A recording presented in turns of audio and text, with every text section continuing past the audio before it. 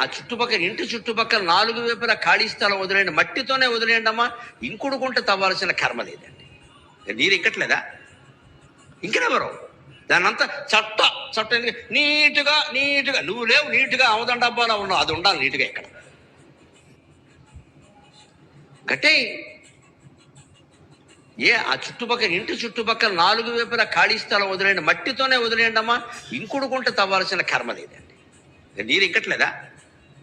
ఇంకనెవరు దాన్నంతా చట్ట నీటుగా నువ్వు లేవు, నీటుగా అవదండ డబ్బాలో ఉన్నావు, అది ఉండాలి నీటుగా. ఇక్కడ లోకం ఎప్పుడు ఎలా ఉంటుందంటే, ఒకటే, మనం వాళ్ళకు ఉపకారం చేస్తే మన పట్ల సహృదయంతో ఉంటారు, చేస్తున్నంత కాలమే ఉంటారు. గుర్తుపెట్టుకో, 100 ఉపకారాలు చేసినా సరే 101 ఉపకారం చేయకపోతే 100 శ్రీమద్రమారమణ. మనకి ఎప్పుడైనా బాధగా ఉంటే బలం ఎవరండి? మనుషులు ఎవరు బలం ఇస్తారండి? జీవంతోను టానిక్కులు, టీఎంటీ యంత్రాలు ఇవేవి బలం ఇయ్యవమ్మా. ఎవడు బలం ఇస్తాడు? బలయుతులకు దుర్బలులకు బలం ఎవ్వడు, నీకు నాకు బ్రహ్మాదులకు బలం ఎవ్వడు, ప్రాణులకు బలం ఎవ్వడు, అట్టి విభుడు బలమ సురేంద్ర.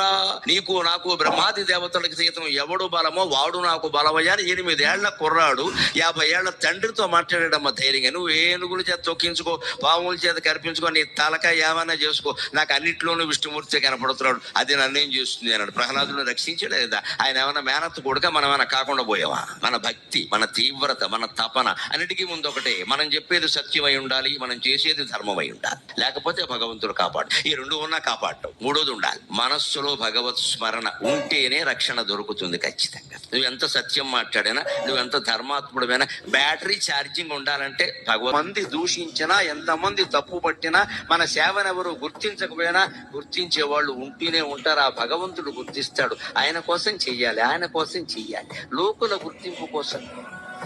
భగవంతుడిని నమ్ముకుంటే ఎవ్వరు మిమ్మల్ని ఏ రకంగా ఇబ్బంది పెట్టినా ఏదో ఒక దారి దొరుకుతుంది. కంగారు పడకండి.